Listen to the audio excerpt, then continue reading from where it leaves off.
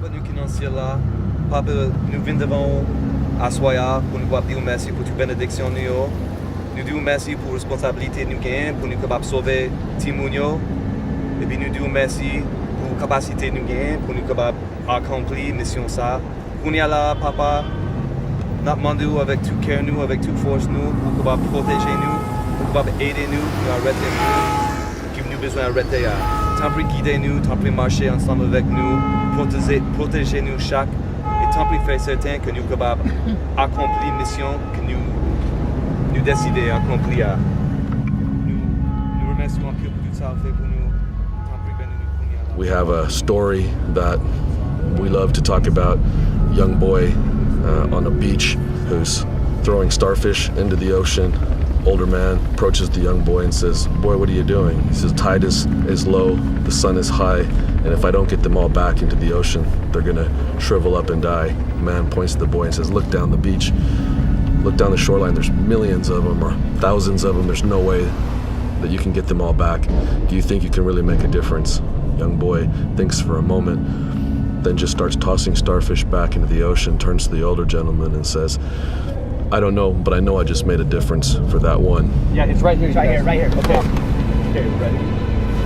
1, 2, 3. Allez. Pas quoi là, mon cher. Tout le monde. Viens à vous. Mais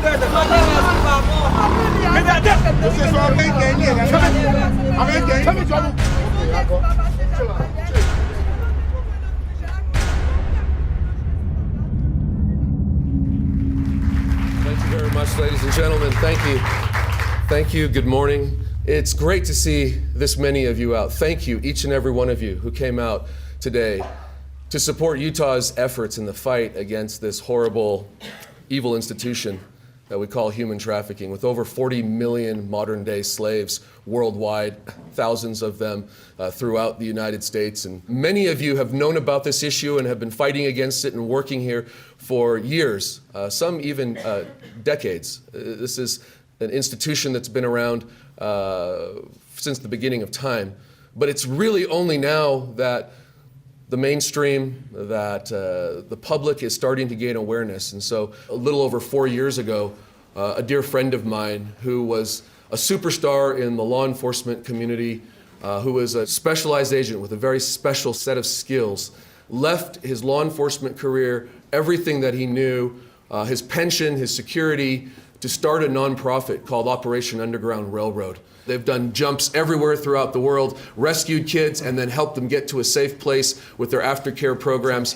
Tim Ballard, are you here? Can you come on up so we can recognize you in Operation Underground Railroad?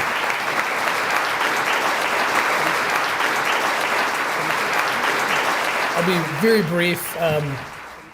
To invoke history, in 1791, when the Haitian population rose up and destroyed slavery in their country. That was led by Toussaint Louverture. And then the abolitionists in America were watching. Frederick Douglass was watching and used that inspiration. And when slavery was finally eradicated legally, because it has not been eradicated in actuality, Frederick Douglass said, "Let us not forget the sons and daughters of Haiti, who are the true pioneer abolitionists of the 19th century." We'll turn the rest over to God and pray for us all as we take our flights this in the next 24, 48 hours and execute this operation. And I am certain we will have success. Thank you so much.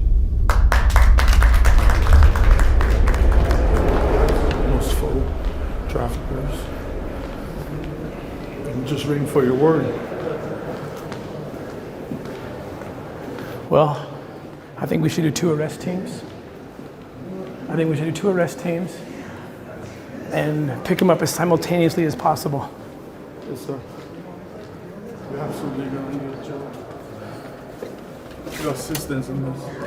Well, ladies and gentlemen, welcome. We're here to discuss preparations for what we are so excited for. It's a day that we've waited a long time for. And we want to thank my colleague, Attorney General Oknam, who's here with his team, and then our friends at the DCPG, the Judicial Police for Haiti. Our philosophy is it doesn't matter what country the kids belong to or were born in, they're all our kids, and we want to protect all of them. But sometimes people in our own country ask us, why are you going to Haiti? Why does OUR, or why would the Attorney General spend time in another country? We need you here. And our response is, on global crimes like human trafficking, we can't pretend that it just happens in the United States. So we work on it here domestically so that we can protect our friends and allies and also protect ourselves so it never comes into the United States borders. The U.S. creates the demand. The highest producer and consumer of child pornography is right here in the United States. So we know that it's our countrymen that are causing this. And because we look like those evil countrymen of ours, we can get access quickly to the dark, to the evil. And so the police asked, do you have operators who can go undercover into the belly of the beast, into the darkest places and find these kids? And I said, yes, we do.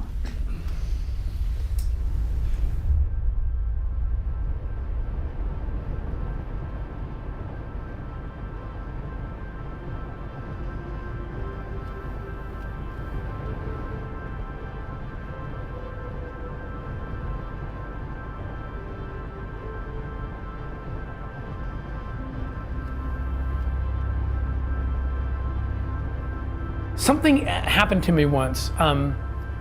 This was after I'd quit the government and I was already with Operation Underground Railroad. And I was about to go into this compound in Port-au-Prince, Haiti. It was a trafficking center. It looked like an orphanage from outside. It had an orphanage on the wall. And so the police asked us to go in undercover, like we're gonna go buy kids. And I remember sitting outside the gate, and I always fight with this, you know? See, the problem with me is I have 7 kids. So any kid that we're looking to save, the minute I see that kid, oh, he's 6, I got a 6-year-old. Oh, he's 10, I got a 10-year-old. And so it's so easy for my mind just to put, basically superimpose my kid's face, my child's face on this victim's face. And I'd fight it, and I'd fight it, and I'd fight it. And that's how I would move on because of those first kind of couple experiences that just almost destroyed me. But as I was standing outside the orphanage, something happened. I looked in, and I saw 28 kids. And that was more than I'd ever seen. And it happened again. Oh my gosh, there's Blaine, there's Jimmy, there's Sam. All my kids are here. And I remember being outside that place. And I thought, I'm not gonna do it. I'm gonna try to embrace this. I've gotta buy a kid. These people think we're here to buy kids, and they made it very clear within the first 5 minutes, we don't adopt kids, right? We sell kids. I'm like, oh, of course, yeah, that's why we're here, And I see this little boy walk around from, this dark outbuilding. He walks into the yard of this place. It's a dirty place, it's stinky, it smells like urine and feces, and it was just horrible.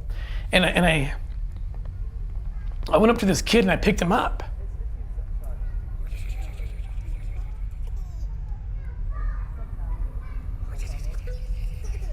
And he was my kid. I saw my kid and he became my kid. So I'm holding him and my partner is negotiating with the bad guys about the price, and I think you guys want that one, okay.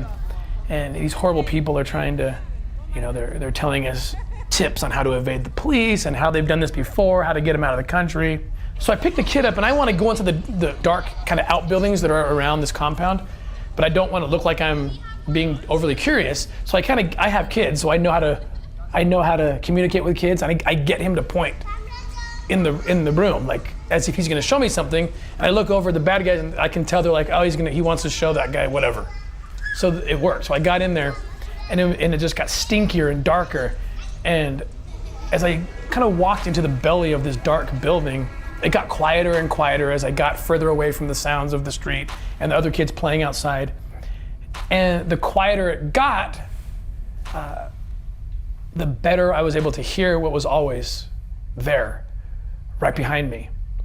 And it was the footsteps of this little child who was following me. And I flip around and there's this little girl and she's looking at me, and I don't want to cause more attention, so I give her a candy bar. Now again, these kids are starving.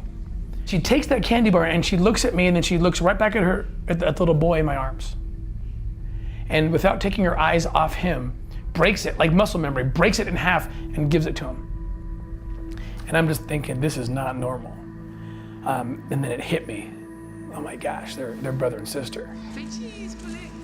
And she's horrified, because how many Westerners have been here and picked up a child, and that child disappeared and was never seen again. And this is all she has. The only adults in her life are trying to sell her. How old is she? 9. 9? You're 9? How long has she been here? How long has she been here? 4 years. 4 years. Every 30 seconds, a child is sold. They're sold for sex, they're sold for labor, they're sold for organ harvesting, which is something we're now getting into.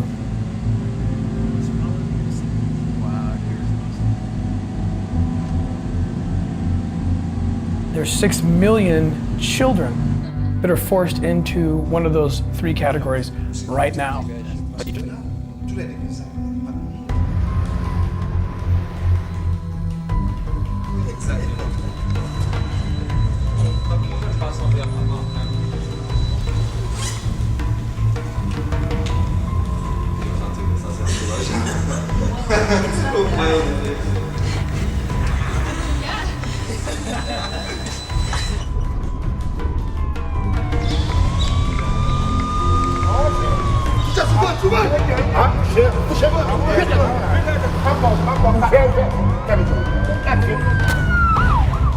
Modern day slavery really is the plague of our generation. When you consider there's more people enslaved today than ever before in the history of the world, and the world doesn't know. We need to wake them up.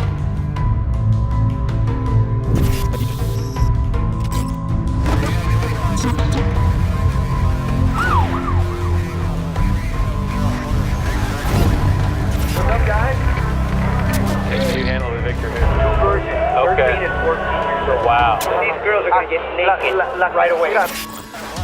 ¿Cuáles son el trato especial o las restricciones para las vírgenes? Porque en el pasado hemos tenido experiencias, están llorando, no quieren. Que diga eso, que me hable.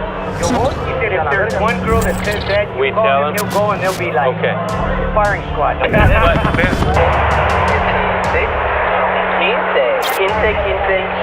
Me gusta.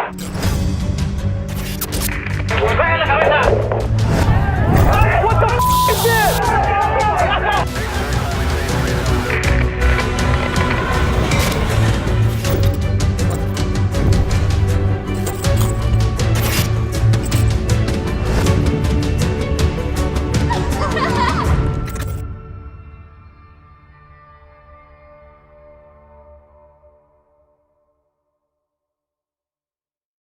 It's a subject that nobody wants to think about or talk about. That's the part of the problem, right? It's so ugly, it's the worst part of humanity, and yet you've got to do something about it. It's kind of a catch-22. Nobody wants to talk about it, nobody wants to happen, nobody wants to talk about it, nobody wants to do anything about it. Everybody, it drives me crazy how much everybody is arguing on they would be the biggest abolitionist going back in time. Well, would you? Because you're not doing it now. And it's not that you wouldn't, you just won't look at it. Because I imagine a lot of people like, oh yeah, that's good, man, that's awesome work they're doing. But they really, sit down, man, like sit down, sit still for 10 minutes, you know, and really look at it. If you did that. It rocked me to my core to think about in this day and age, people, adults and children are being held against their will and sold by the hour to strangers to get raped, and this is their life. People ask me, like, who are these dirtbags? Who are these people? And I have to tell them, it's anybody. Anyone you can imagine, anyone you see on the streets. It's professionals, it's doctors, lawyers. Judgment Day for former MSU doctor Larry Nassar for sexually abusing gymnasts under his care. You are a doctor. You took an oath to do no harm, and you have harmed over 256 women, and that is beyond comprehension. The judge also said Nassar was able to get away with his criminal sexual conduct for 25 years. Here's the thing that's mind-boggling, right, is that it's estimated that there's over 2 million children.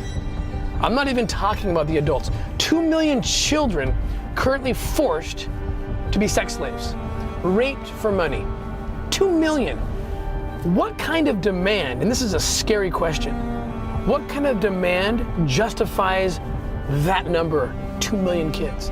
That's a lot of sick, twisted pedophiles. Jared Fogle arrived here at the federal courthouse this morning.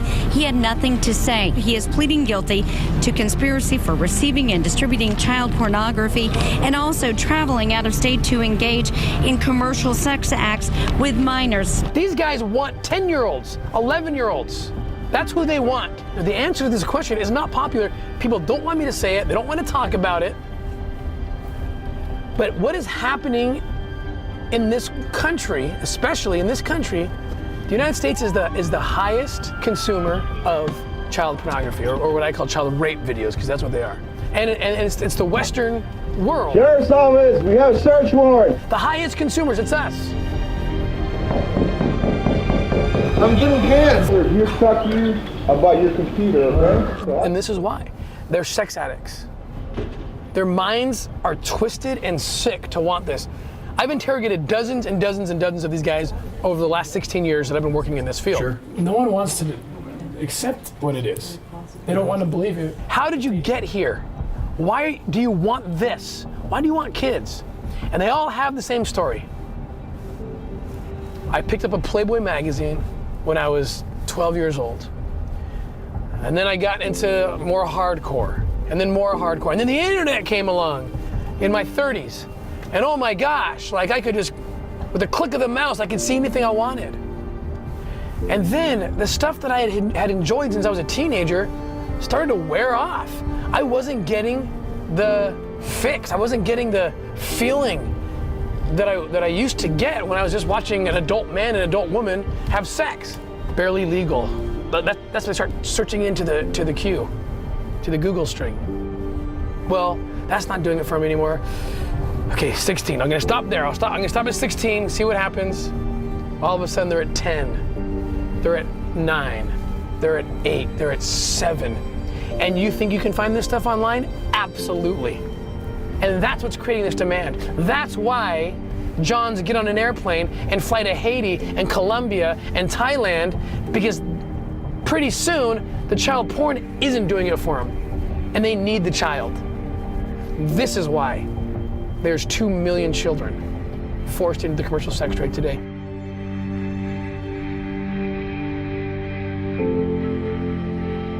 People weren't talking about human trafficking like they are now. And really it's because of the work and efforts by organizations like Operation Underground Railroad. He will never talk about himself, but Tim is a well-respected author, lecturer, professor, and he could have a quiet life doing that, kind of like Indiana Jones. But he has another side to him, and that's his law enforcement career. He was a respected law enforcement agent for many years. And because his heart is so big and he's so compassionate and wants to protect every child and man and woman that he possibly can in the world, he left the comfort of his badge and his pension and his way of life in law enforcement to several years ago step out with a lot of faith to create Operation Underground Railroad. And the time he and Catherine did it, they had no promise that anybody was going to care.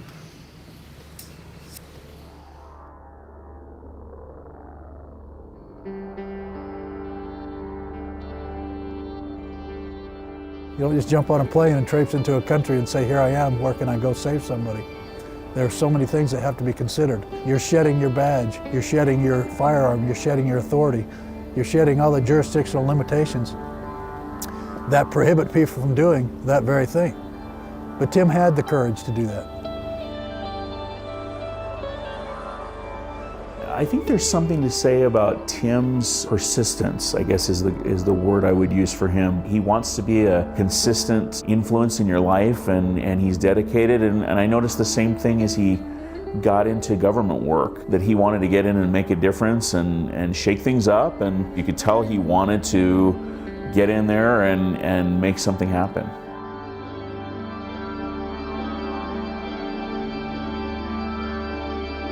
I grew up in Southern California. I always knew that I wanted to be a federal agent. I just wanted to do that. I don't know why, it was just like inherent. My family wasn't excited about it. My parents thought it was crazy. No one in our family had been military or even generations back or law enforcement, but it was just something that I just wanted to do. So I pursued it. Everything I studied political science, I studied international relations. My first job after graduate school was the CIA, and I worked in the operations center. And my study had been around terrorism and weapons. I graduated from graduate school in December of 2001. So the government was wide open for terrorist experts. And that's what I wanted to do. And as I was learning about what happened at 9/11, I learned that one of the terrorists had come from Mexicali, Mexico, and came through the port of entry into California and there back east, and then helped launch these attacks. And I wanted to get on a border. I spoke Spanish. I thought I want to help investigate and defend against terrorists, potential terrorists that would hurt our country. I got to the office in Calexico, California. I had my dream job. I mean, I was sitting on the border. My office was on the border. I could see the Mexican flag waving outside my window. This was the time when we were finding a bunch of tunnels through San Diego and all the way through the border in California. I was crawling through tunnels, and it was great, but it only lasted for about 6 months. And I was called in by my boss, and he told me that we're starting a new anti-child trafficking group. We knew that bad people were transmitting and receiving exploitive information, very, very dangerous information, and they were violating children literally, real time. Julia, ¿cuántos años tienes? 16. ¿Está bien? And exchanging those imageries and videos on cameras with their cohorts around the world, realized how absolutely pervasive the problem of child exploitation was. Can you say hi to these guys? Say hi.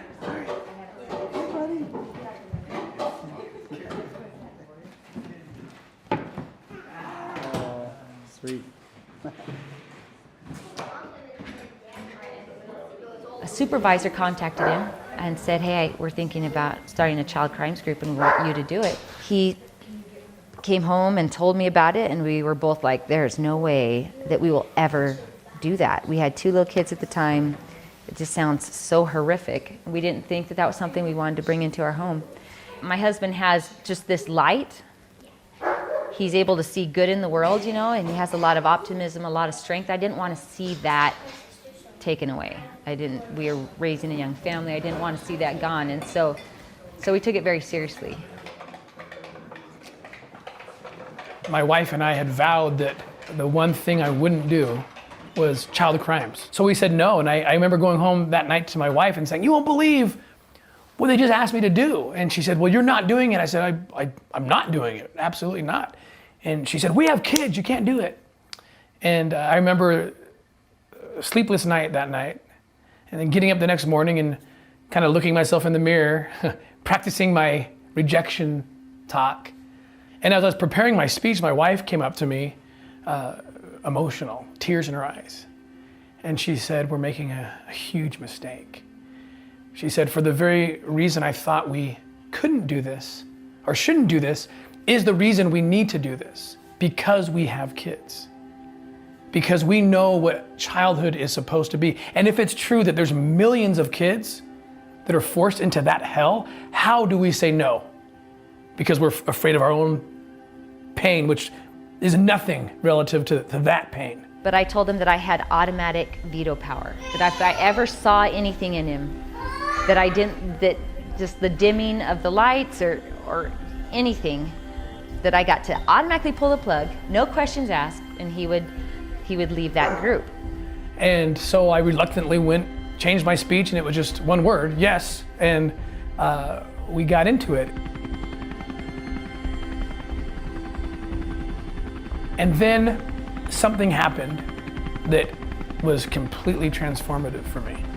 We were doing these child pornography investigations, and one of the kids from the video surfaced, and happened to surface right on the border where I was working.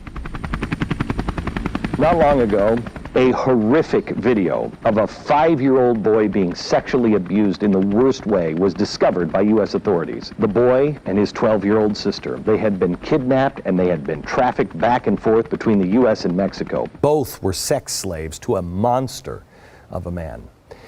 Well, something happened. Divine Providence stepped in, and it took place at the U.S.-Mexico border. The boy was seen by a U.S. official who knew who he was, identified the boy in the video. It was the first time that I was actually seeing one of the kids from the videos. It was an American man who lived in the LA area. He had a big warehouse, and inside his warehouse was a house, like a residential home.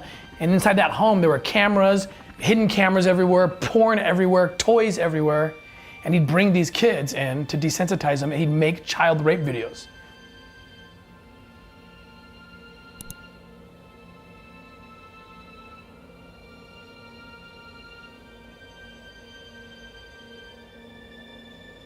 And as the dust settled in the investigation, this kid ran to me.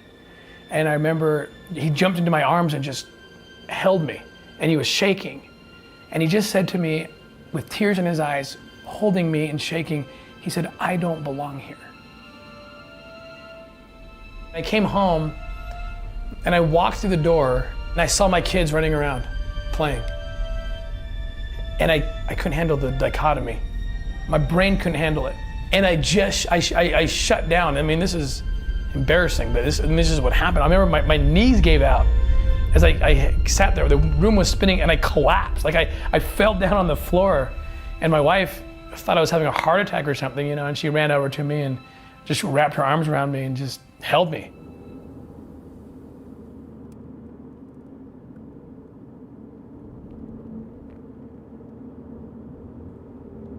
I had a knock on my door one day, and of course I usually keep my door open, but I think I was on a phone call, so I didn't answer the door immediately, but I went to the door. I saw Tim leaving, and I asked him, "Hey Tim, I'm done, come on in." He was very, very concerned. I could tell he was perplexed. I could tell he was emotionally drained. I could tell that he was needing someone to talk to. And he said, "Listen, I really feel like I can do better leaving the government."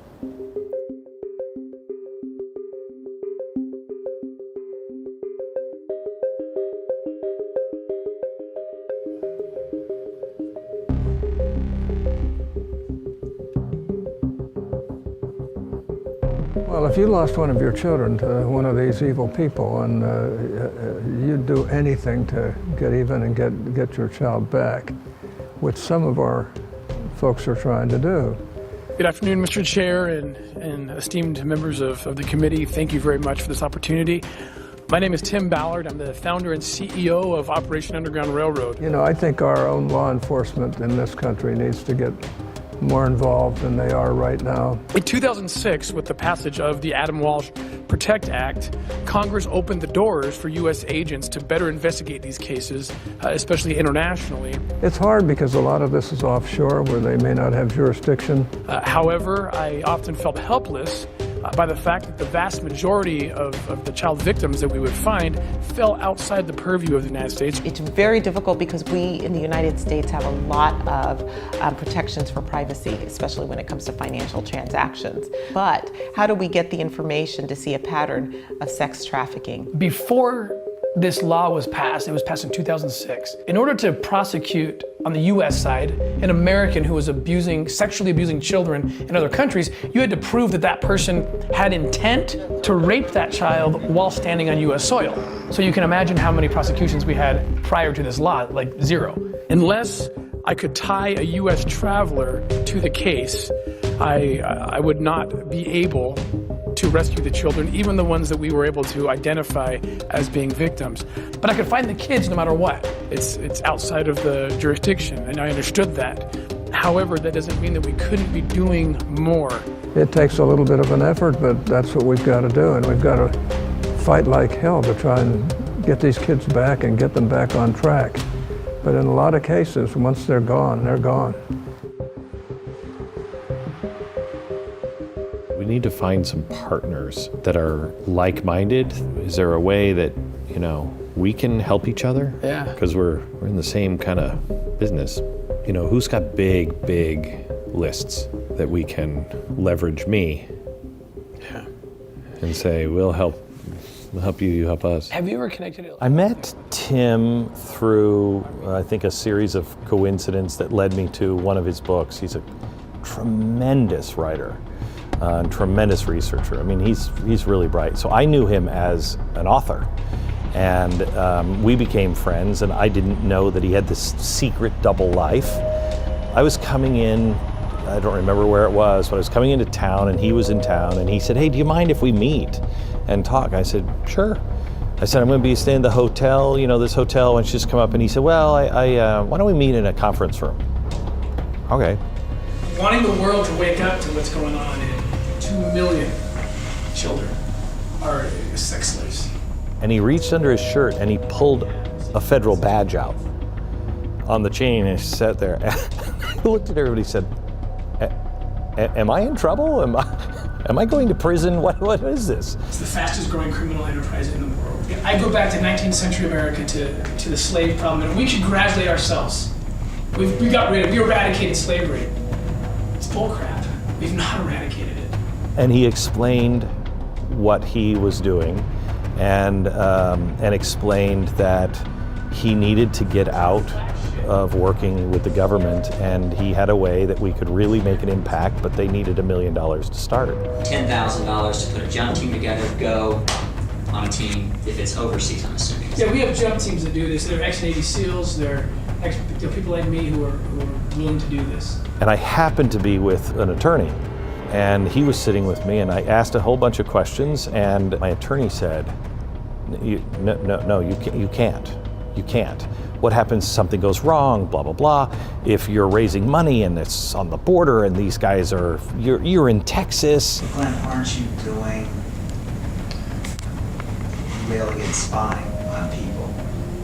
And isn't that what this is? That people are using the internet and the privacy of their own home? I'm not condoning the action, I'm just saying that. Child pornography? You're damn right I would. I would do it through law enforcement, and I would do it exactly legal. But I mean, this is child trafficking. Tim is the most sincere, most honest, honorable man I think I've ever met. And I said, I'm in. We'll raise your first $1 million. We're not saying we become a police force. No, I'm just worried that, they bust down the wrong door and then, Bring it on. I will promote, But when you I'll help develop with you. I mean, my time, my network, everything is at your disposal. I had a great uncle and a great grandfather who both died in the notorious concentration camp in the South. They were fighting for the North.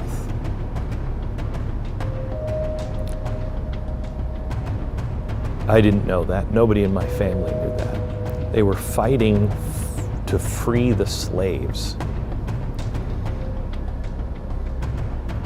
They did it. Why can't I?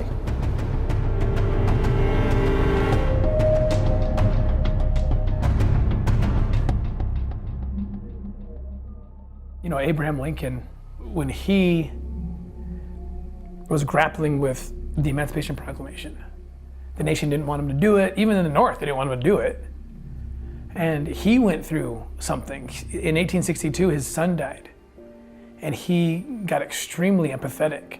And he started even turning to God and praying like he never had before. Historians have called it a Damascus Road experience for him.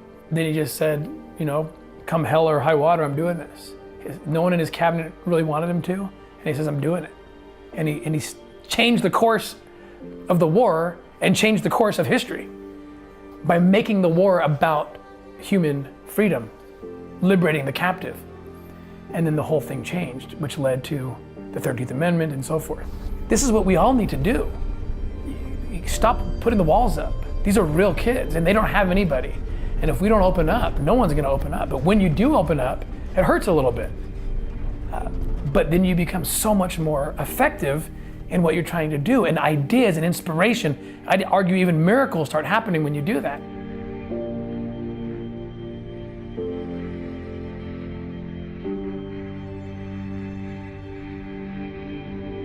Operation Underground Railroad is a fairly new organization, just over 2 years old, but it's captured a lot of media attention with its missions to rescue child slaves throughout the world. India, Haiti, Mexico. They go into the darkest corners of the world and work with law enforcement to rescue children from slavery. Since its inception, a little over 2 years ago, they've helped authorities arrest 157 people in 12 different countries. Most of that work... I never dreamed that I would work in Haiti. I didn't know anything really about Haiti until I learned about a little boy who was born in Utah, U.S. citizen, and was kidnapped in Haiti from his church, where his father was the pastor.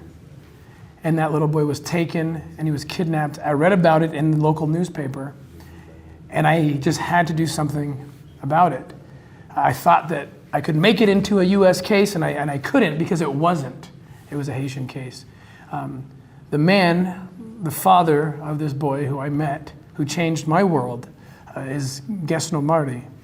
And Gesno is sitting right here. Gesno, just stand up. This is Gesno Marty. And I have so much to say about Gesno. We went to Haiti to look for his son, but the only way for us to go to Haiti would be we had to leave our jobs. I had to leave my job because I didn't have enough leave from work. I loved my job. I love working for Homeland Security. These are the best people on the planet doing the best work. And all the colleagues I had floated this idea to before in the weeks leading up said, "You're crazy, don't do this, you're crazy." And John Lyons looked at me and he started off with, "You're crazy." And I'm like, here I go again, But he said something, he said, "You're crazy if you don't try this." I was encouraging overtly, but in my heart of hearts, I thought, that's gonna be a tough go. That's gonna be a tough go to leave the security of the US government and go save children around the world.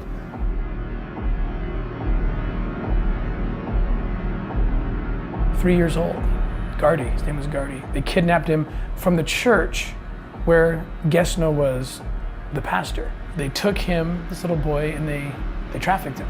And this happens all the time in Haiti. I remember reading the story and there was a picture of Gesno. And my heart just melted as a father, just melted for him. And I thought, I have enough experience to know very little is being done to find this little boy. He was 3 when they took him, now he's 10.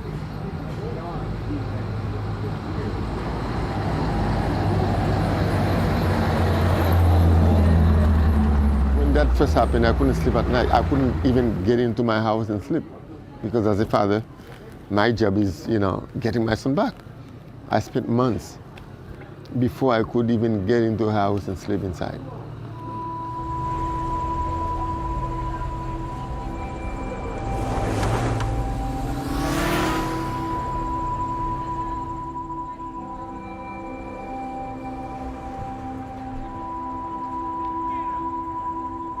One of the suspects, I know him, Usually, I don't know for everywhere, but in Haiti, people who kidnap others, they don't do that randomly. They know their victims, Even when the legal authorities say there's nothing they can do about it.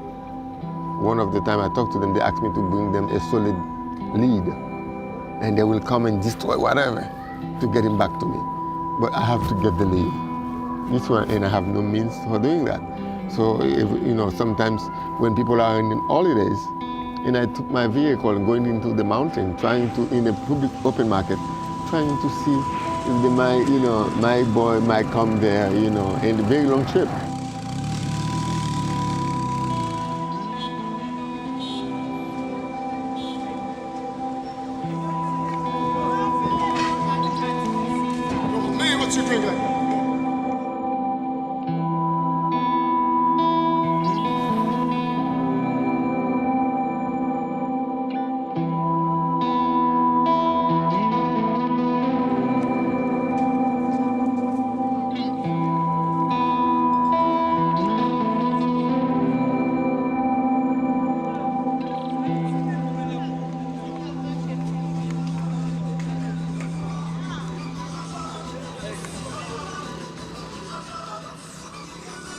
I feel that it is my duty, it is, my responsibility to get him back. And I will not let go. We got to Haiti and we worked with law enforcement, and we went in there looking for Gardy, and we never found him. What we did find was two things. We found that this child was trafficked through what looked to be like an orphanage. It wasn't an orphanage. And we were asked by the Haitian police to go undercover with hidden cameras and go into this place that was selling children. They were selling children for $10,000, and then they raised the price to $15,000.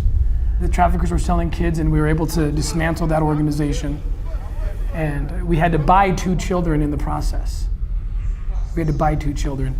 And they were the key to getting the other kids out. You want this? Be careful with this, okay? Okay. 17 now. After we got those kids out and his son was not there, and I said, Gaston, I'm so sorry. Your son's not there. He's not. There was 28 children that were rescued, but his son was not there. I started to cry, and Gaston was crying, but he only cried for a little bit, and then he popped his head up, and he said, don't you realize what just happened? And I said, what? Yeah, what just happened? And he's smiling now, and I don't know why he's smiling, because he's a very smiley guy, and he has a light about him, and I learned what that light was, because he said, if Gardy had never been kidnapped, then your team never would have come here. And these 28 kids would be for sale or be sold. And I said, yeah, I guess I never thought of it that way. And then he said maybe the most profound thing that anyone's ever said to me. He said, if I have to sacrifice my son so that these 28 kids can be rescued, he said, that's a sacrifice I'm willing to make. And that's when I knew that we would never leave Haiti, because of the spirit of that Haitian man, who then, by the way, went to the police station the next day and he said, I will take home any of those children that were rescued in the name of my son. I will take them home. And he took 8 of those children home that day. And he is their father today in Haiti. And so you see, we could never leave Haiti after that. We decided we had to do more operations. We had to dig deeper, look for Gardy, dig deeper. The more we go looking for Gardy, a funny thing happens. Every time we look for him, we find other kids. I mean, Gardy is the kid whose story created Operation Underground Railroad.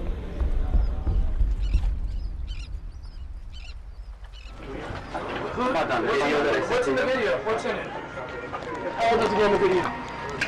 Huh? 14. We got him a 14-year-old right here. Yeah, 14 in the video. All right. Yeah, have you the girl too? You've been a little girl. That's what I like. Man, I like little girl. You like little girl? You like little girl?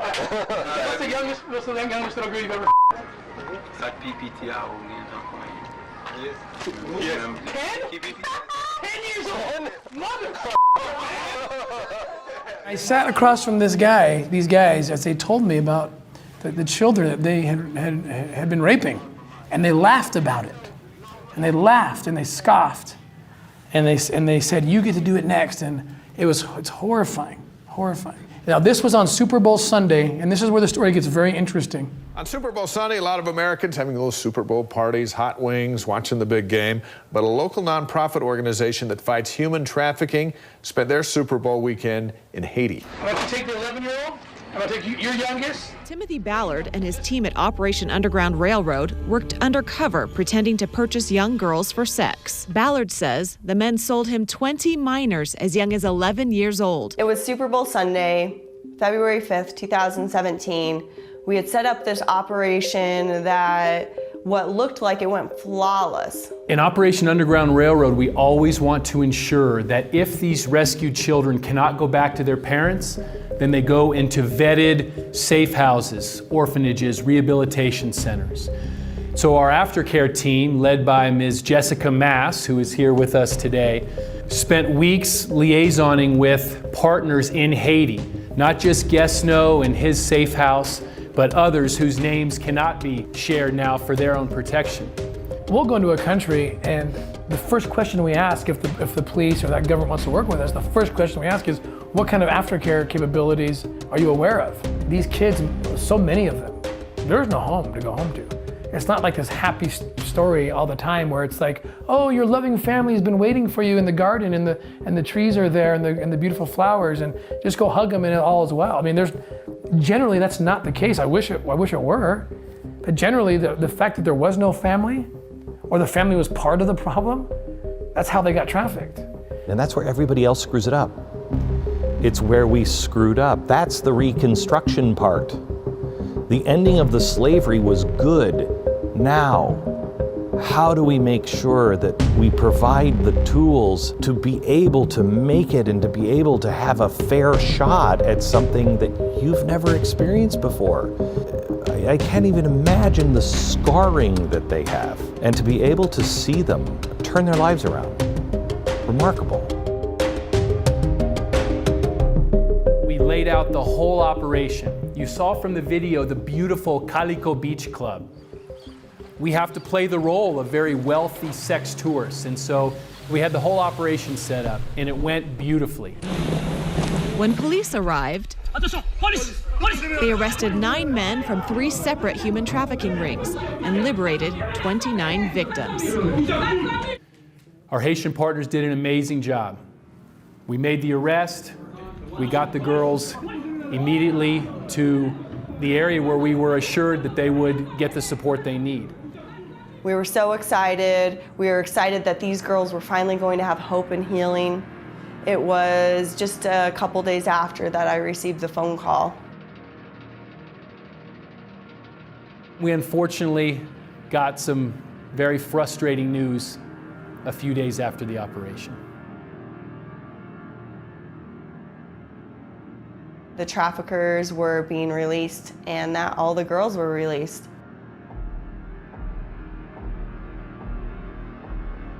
They get released. They get freed. They pay money to the right people, to the judges. I remember when we got that word, I remember Jessica, Matt, we were in tears. We were in tears. We couldn't believe that these kids could be put in harm's way again. Half the girls had family members that showed up, and the other half had traffickers that showed up for them. These guys who were laughing about raping children were now laughing their way home.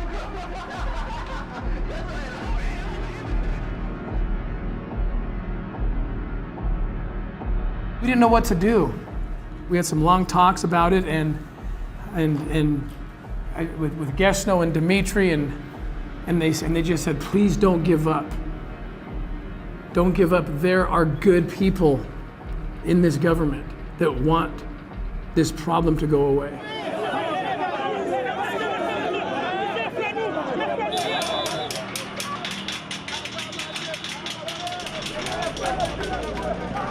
And what happened was what we hoped would happen. The good people who didn't know what happened to us, they came to us. The good people came to us and they said, we didn't know this truth. We didn't know what had happened, but we will not stand for it.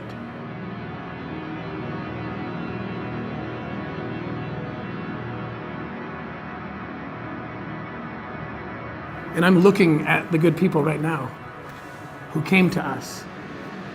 The job's not quite done, but it's almost done, because now we need to go back and we need to rearrest every single one of these traffickers.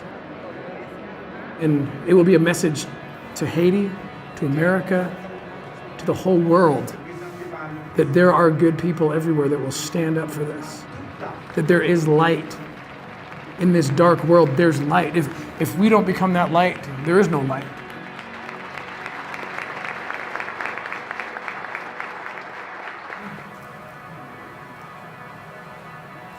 Moi, je suivre la parole de mon collègue. I was listening to your word. C'est moi qui vous dis merci. I should be the one to thank you guys. Parce que c'est un choix que vous faites pour aller aider dans le pays. Because you choose to come help me in my country. L'aime venu, moi prends poste commissaire gouvernement. When I become Attorney General, moi joue un dossier Calico Beach, trafic d'êtres humains. I saw that case in my office. I saw that case about the trafficking in Calico Beach. Donc, moi te dis, m'a fait avec méthodologie. 1, m'a révoqué juge qui est impliqué là-dedans. 2, m'a planifié une opération pour m'arrêter les gens qui étaient là-dedans encore. First, what I said, I'm going to fire all the judges. Second, I'm going to go and get the other people. Moi rencontré le président de la République. I met the president of Haiti, Jovenel Moïse. Pour me dire si yo pas voulu pour me faire bataille ça m'a quitté job là. I tell them if they don't want me to do this work, I'm not going to work anymore. Première partie c'était révoquer juge. The first part was to fire those judges. Moi fini avec ça. And I've done this.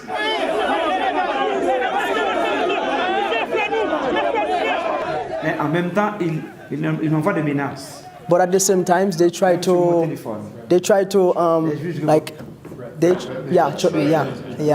Okay. Verbal. Je n'ai pas peur. But I'm not scared. Parce que moi, je voulais continuer cause là. Because I want to keep going this cause. Donc, au lieu pour dire merci, m'a metté avec vous et puis n'a continué lutter contre ça. Instead of telling me thank you, I will be working together with you to keep working. Nous allons continuer la bataille là. And we are going to fight.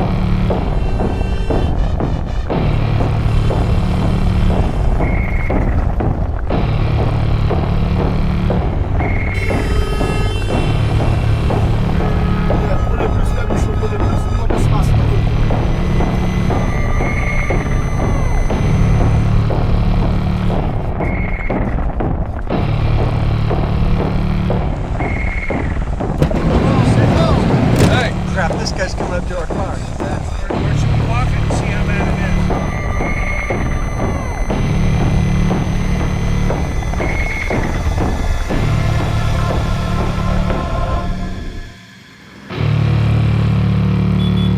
is? We finally have our eyes on what's going on. We're shifting our mindset. There's 2 of them that we still need to verify, and we're going to have reconnaissance teams running the rest of the day. It limits what we want to do during the day. We would rather not do a snatch and grab on the side of the street in the middle of the daytime. It's very hard to sneak up to people with the way this traffic is and do that effectively. It's very low chance. I'm talking like 15% chance of actually getting these guys. So everyone knows, Andrew knows this area we're going to better than anyone. He's lived there for periods of his life. So he knows this better. Honestly, he knows this better than the police that are putting us in it. He knows this area. In a nutshell, Top of the Trees perspective, our activities tonight are going to take place in Patientville, which is a wealthier part of Port-au-Prince where there's several hotels. There's a lot of working, there's a lot of prostitution going on. And that's where, for Haiti, And it's the place where foreigners come. If you're a foreigner, you're gonna come here, you're gonna stay most likely in Patientville, so that's what attracts some of the nefarious activities. So any questions about the area, we're gonna pull up Google Maps, we've dropped pins on everything, so everyone's gonna get a good visual of the area that we're looking at. Okay guys, as we're doing this, tinted windows, and I hope I seen lights back there. There shouldn't be lights back there. No, they need to turn those off. Okay, we are in an unmarked van. This is a van that is used for taxis. In a few minutes, I'm gonna have to put my windows down because it's not known to have taxis, you know, having their windows up freezing. Understand. In a nutshell, the bird's eye view here is we're going after 3 different targets, okay? And one of them's a female. This is our ace in the whole mission. If everything else fails, we're getting this chick tonight. She's awful. Andrew can go into more detail. Is she going to be like out in the street? Is she like a pimp? She's got some prostitutes working for her. Do you know what we're going to be looking for? Yeah, she's into trafficking, and she's a boss. She's the head of a cartel. Okay, she's like the captain of the mafia. Our hotel's right here. That's Western Patientville, all right? She's literally like 2 blocks away and 1 down, typically. But she kind of moves within, like, I would say a 1 block radius of that spot. She's crossing the street. That's her right there, crossing the street with a white van. That's her right there. That's her right there. That's the bus right there. She does not like this. That's the bus right there. All those girls are working for her. She's their pimp. And she is number 1. She pimps out young girls, and she has the legal girls on the street visible, but she has a little house back there where one of our operators has seen underage. We're now moving girls. You know how long that car has been behind us? It just got behind us. Just came behind us? It just got behind us. Let's just pay attention to it.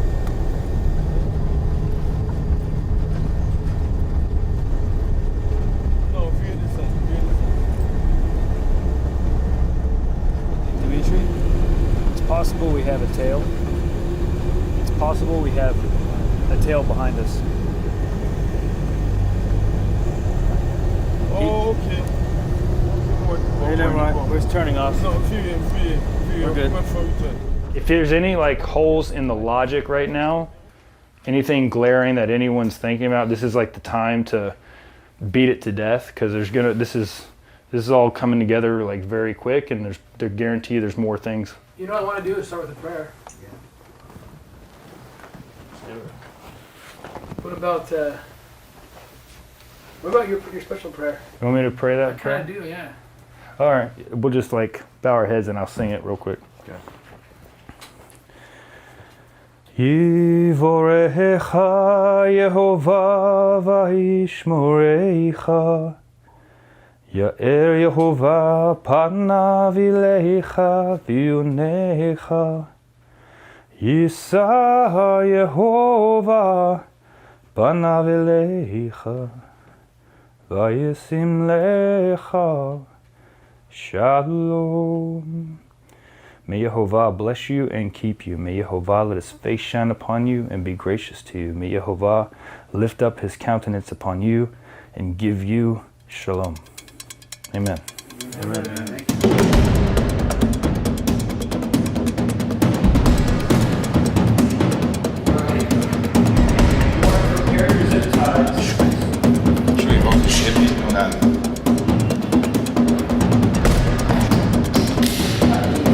I will teach you.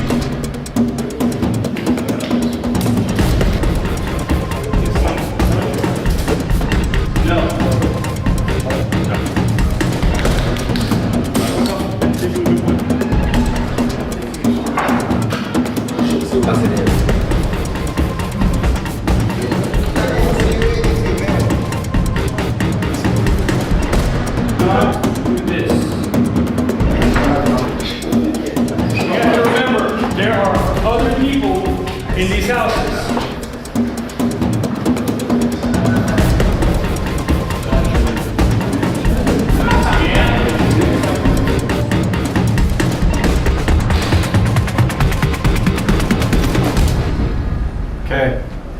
This is the part that nobody really wants to talk about or do, but it's the part that we probably need to know the best.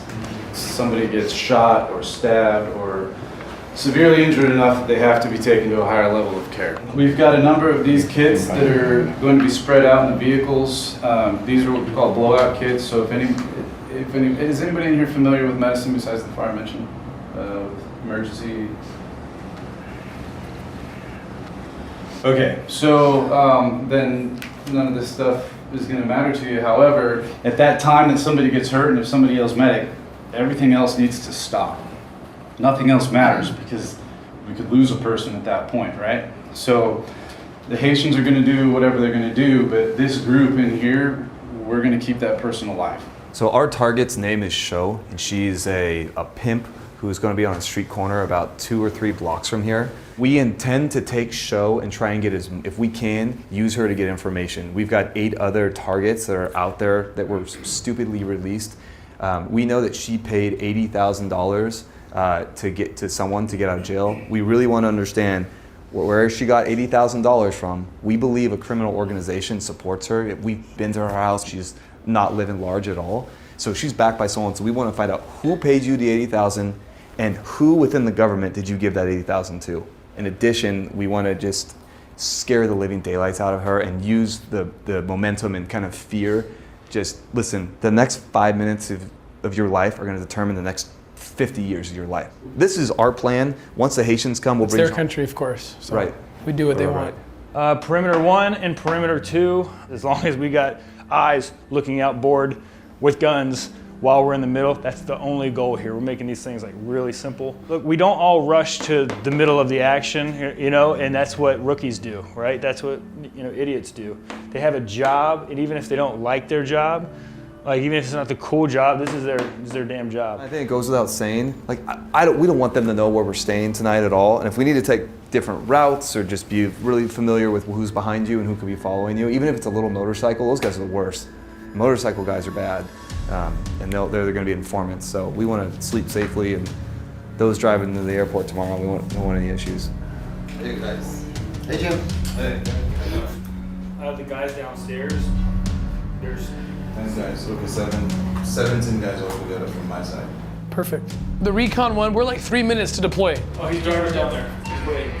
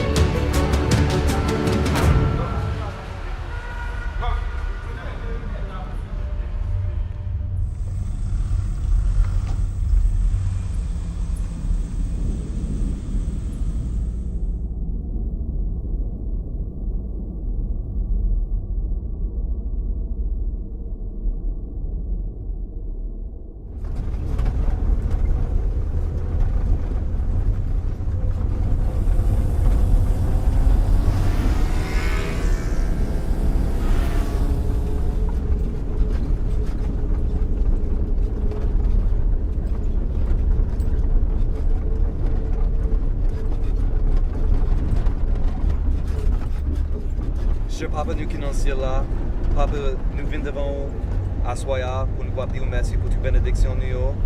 Nous disons merci pour la responsabilité nous gagnons, pour nous capables sauver Timounio. Et puis nous disons merci.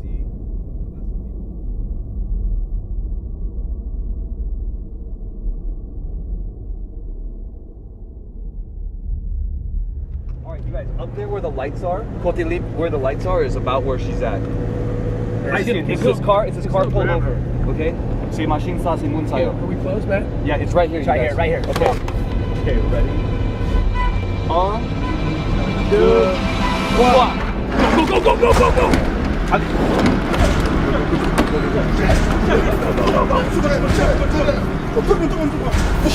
Viens à vous! Mets la tête! Monsieur sont américains, américains, ok, d'accord. Go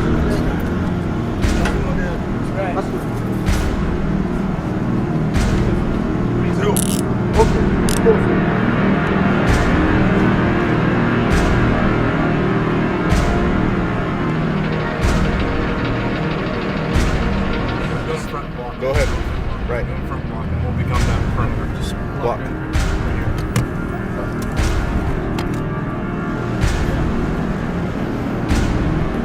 American. Okay, I'm a citizen of America. Put a light on it. Put a light on it. These are condoms. All these are condoms. Who's got a light? Condoms. These are all a huge bag of condoms.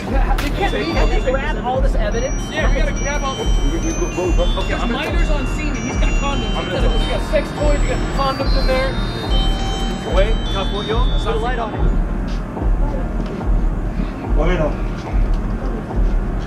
Oui, là-bas. Et c'est fait rapide, vous section comme ça.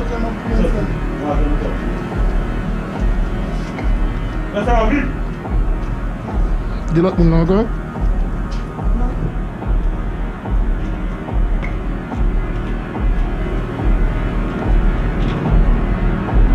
Avancez. Avancez. Avancez. Avancez.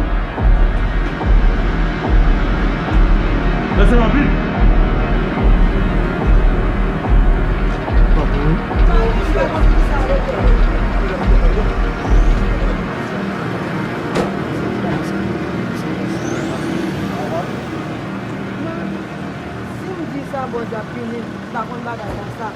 Jean ou m'chita là, c'est comme ça m'chita et yo met. Tu vas contre quoi ça, m'a pas fait mentir, pas contre quoi ça.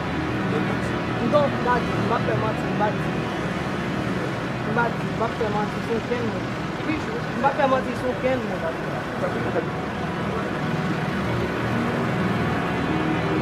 I'm a citizen of USA. Matt, take a photo of them. Yo, I'm a citizen of USA. Whatever. Okay? Whatever, dude. And ex-colonel. Okay? So we say I'm an ex-colonel. Yeah. I'm a citizen of USA now. Everyone, same vehicles. Same vehicles. Okay. Go out on you are. Même machine. How many guys got wrapped up right there? Dude, it was the American? Yeah. Tim, is that a big deal? That we got an American maybe? Is that alright? He's saying he's an American, Well, yeah. he was trying to get the I don't think he was. In our country. No. He was saying I'm an American. So we got more than we bargained for on that one for sure. Hey, where are we? Are we at the precinct?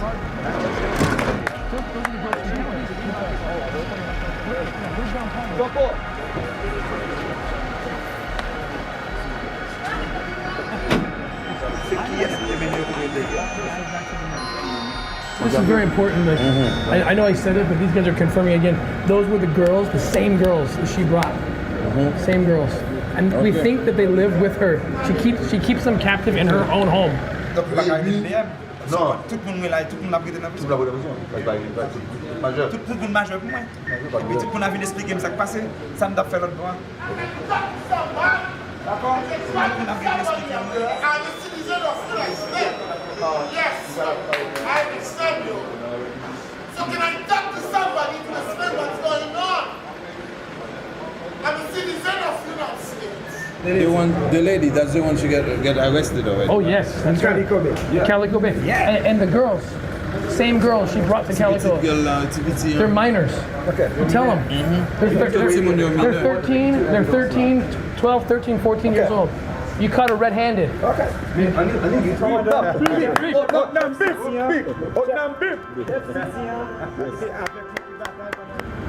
Monsieur, thank you. You're an inspiration to all of us. This is another example of bravery and the strength of the Haitian people. Thank you. Thank you. Thank you, my colleague. Mais l'essentiel pour moi, ces gestes, ça me permet de faire plus d'efforts. C'est ça qui est important. What's important for me is that we made this effort and we made this happen with a lot of preparation and work. Et moi prêt pour nous collaborer ensemble, pour nous continuer la bataille, parce qu'il faut que nous arrivions à zéro human trafficking. Yes. And I'm prepared to collaborate with you so we can keep up this work to zero human trafficking.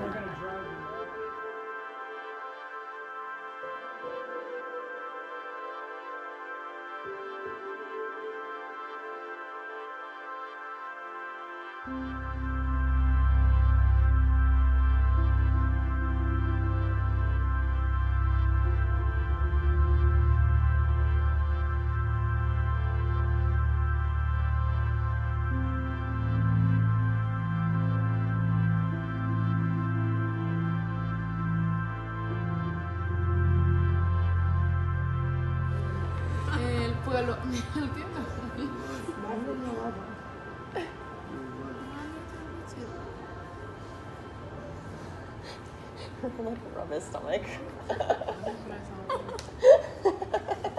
We get the kids out. 4 kids are pulled out of these dens of nightmares, and they're in our safe house. Jessica Mass, our director of aftercare, is with them, and they start to open up. They start to talk. And the one little girl, the youngest of them, starts to cry, starts to tear up. And she said, "This is the first time that I've ever felt hope that I can remember."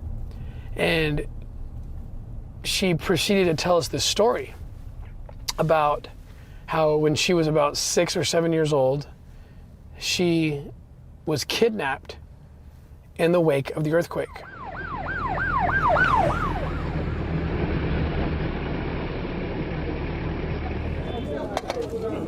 Her parents were killed in the earthquake, like so many parents were, and she was left an orphan instantly. And this nice woman comes up, tells her that she'll take care of her and to come with her. This was happening all over in the wake of the earthquake. In the case of Rosie, I mean, she was 6, 7 years old, gets a hold of her, promises to take care of her, and instead puts her into a life of sex slavery. And this was so crazy. She said, "It's amazing that you guys came and rescued me on January 12th. She said, "It was January 12th, 8 years ago, when the earthquake struck." Hey! Hey, buddy. Hey, how are you? This little girl was in the most obscure country in the world. Not only that, she was in the most obscure, darkest corner of that most obscure country, just wallowing in hell, far from anyone who possibly could care. You're so big.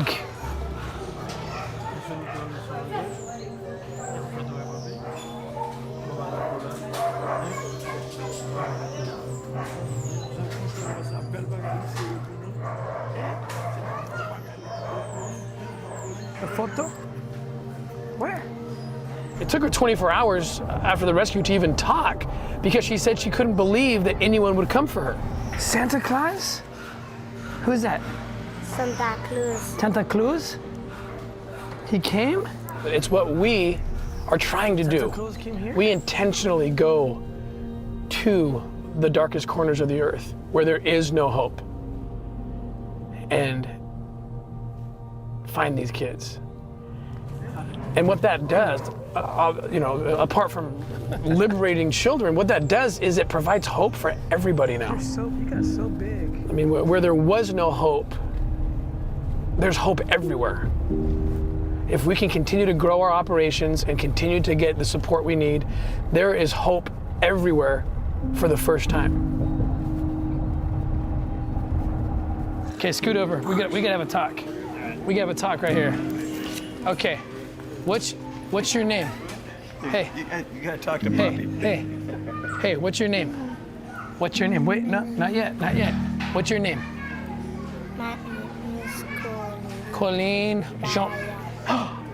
Jean-Baptiste Cadet. Colleen Jean-Baptiste Cadet Baya. Yeah. What's your name, buddy? Jean-Baptiste Cadet.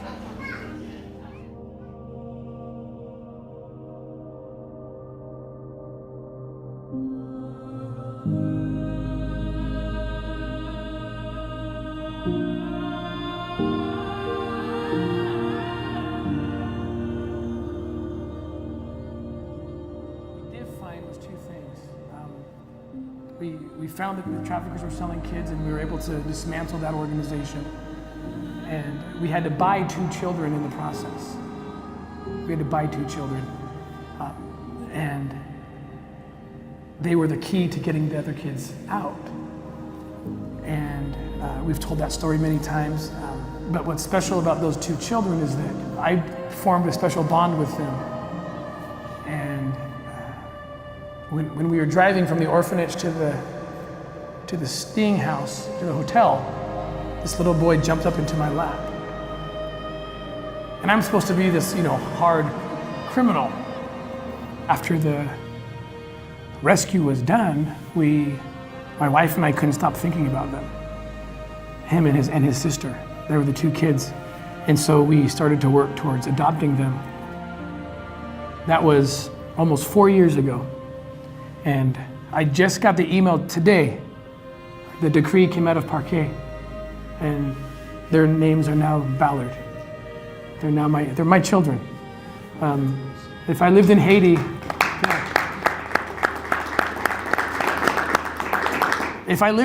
I could take them home right now.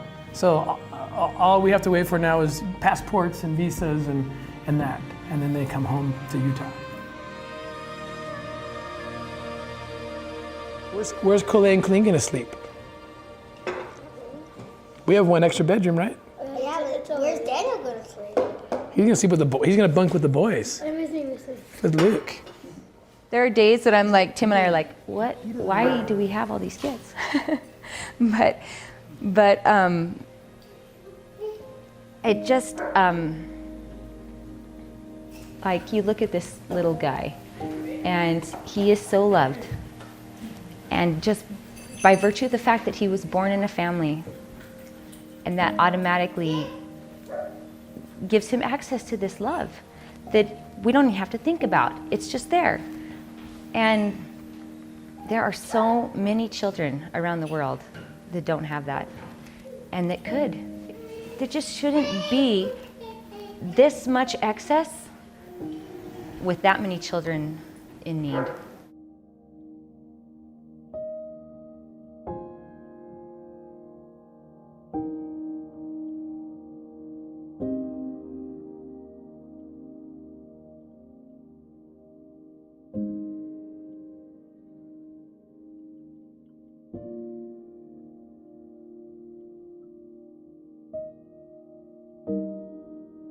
I'll find him.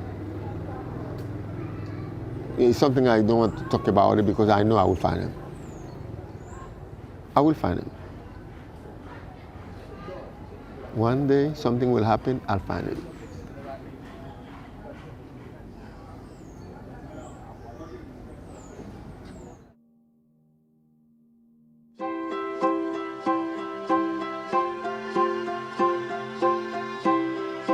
One thing on my bucket list, what I want to do is I want to help stop human trafficking. Oh, that's beautiful. I belong to an organization called Operation Underground Railroad. There are over 2 million children who are stolen. Wow. And they are abused sexually. And it's unbelievable what happens. And I belong to that organization, and we are trying to stop that. It's really... What do you do? A man called Tim Ballard, and he used to work for the FBI, but he's now gone on his own. So he partners with governments from other countries, and they go in and pretend to be traffickers. So they get people to bring kids in, and they pretend to buy those kids. And then they catch the people who are bringing the kids in. How much does it cost them to free a child? Anywhere probably from $12,000 to $50,000 an operation. I'll give you $100,000 if you'll get me 10 children out of slavery. Awesome! Thank you! Tony, when you did that $100,000, that just rocked me. I was raised in a Catholic orphanage from the time I was 7 till I was 19. But out of our savings, I can't match you, but I'd like to give $10,000 with your gift. Awesome, that's incredible. You're the best, that's awesome. That's beautiful. Thank you, that's beautiful. 10,000 more. Give her a hand right here, 10,000 more. One more? Another 10,000. Let's have a hand for him. Nice job. 10,000? Go see her. There's another 10,000. 10,000? 5,000? You got it. I'll match you. You too? Awesome. Give these guys a hand. Oh, that's such hard. That's awesome. And sleep now. I know that